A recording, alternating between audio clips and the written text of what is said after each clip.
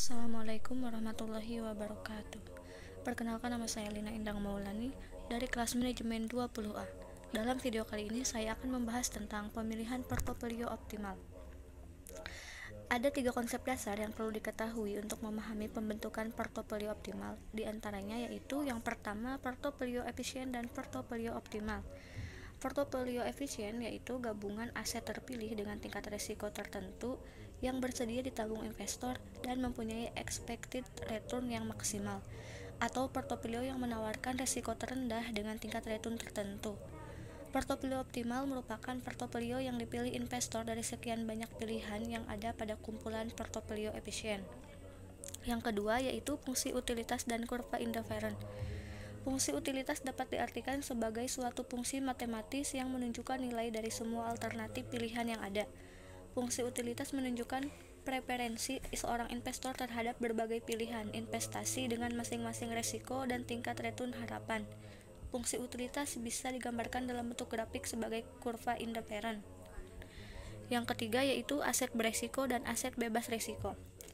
Aset beresiko adalah aset-aset yang tingkat return aktualnya di masa depan masih mengandung ketidakpastian. Salah satu contoh aset beresiko adalah saham.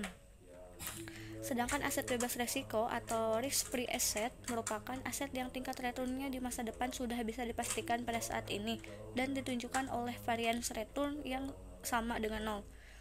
Contohnya yaitu aset bebas risiko obligasi jangka pendek yang diterbitkan pemerintah, seperti SBI atau Sertifikat Bank Indonesia.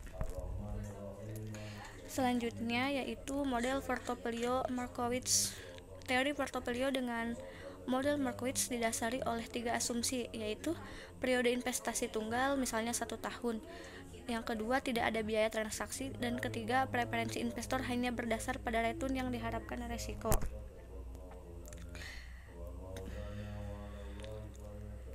Permukaan efisien atau efek Thornton ialah kombinasi aset-aset yang membentuk portofolio yang efisien. Di sini ada kurva, ada garis permukaan efisien B, C, D, E, yaitu dari B ke C dan ke D ke E, titik-titik portofolio efisien yang arah sini titik-titiknya. Kemudian di sini ada depresiasi standar.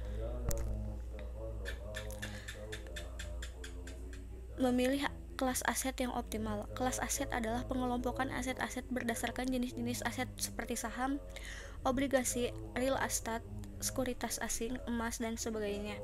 Yang termasuk ke dalam saham biasa yaitu ekuitas domestik, kapitalisasi besar, kapitalisasi kecil, ekuitas internasional, pasar modal negara maju, pasar modal negara berkembang. Kemudian obligasi, yaitu yang pertama obligasi pemerintah, obligasi perusahaan, rating AAA, rating BAA, obligasi risiko tinggi atau junk bond. Kemudian obligasi dengan jaminan, obligasi internasional. Selanjutnya instrumen pasar uang, terdapat treasury bills, commercial paper, dan guaranteed investment contracts. Dan selanjutnya dari real estate, modal ventura. Contohnya di sini terdapat saham AAA, saham BBB, dan saham CCC.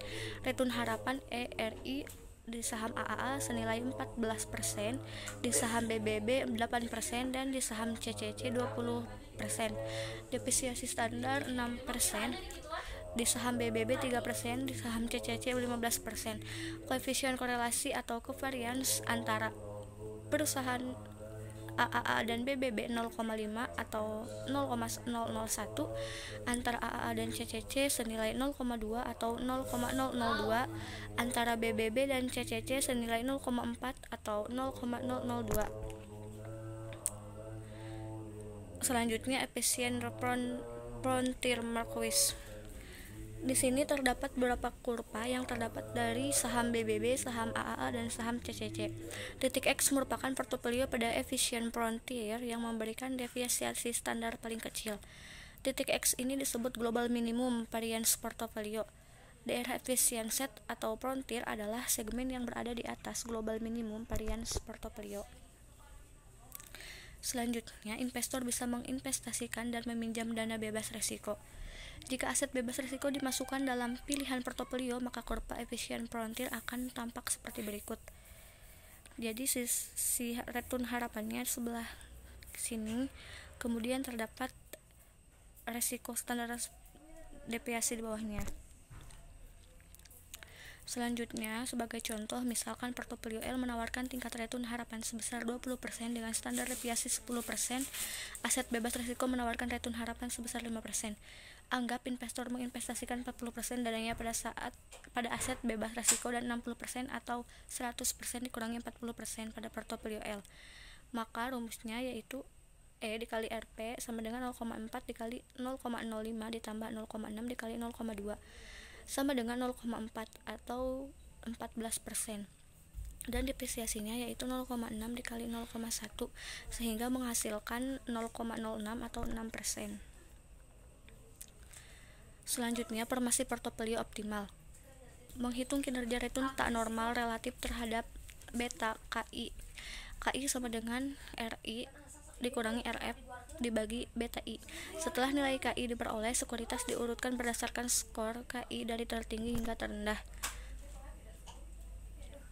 Sebagai kesimpulannya yaitu mengkombinasikan antara aset beresiko dan aset bebas resiko menggunakan model Markowitz untuk membangun portofolio optimal. Model ini digunakan untuk memprediksi harga atau return sekuritas dengan mengurangi resiko portofolio. Dalam sudut pandang ekonomi, maka kombinasi yang dilakukan ditujukan agar dapat mengidentifikasi aset-aset beresiko dengan tingkat return terbesar yang diikuti karakteristik mempunyai resiko dengan tingkat kemungkinan terjadinya lebih pasti atau resikonya kecil. Pada akhirnya akan dihasilkan satu aset pilihan titik portofolio maksimum bagi investor atau disebut efficient frontier.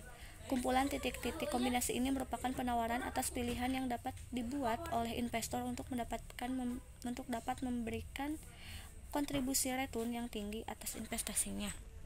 Mungkin cukup sekian video dari saya, kurang dan lebihnya mohon maaf. Wassalamualaikum warahmatullahi wabarakatuh.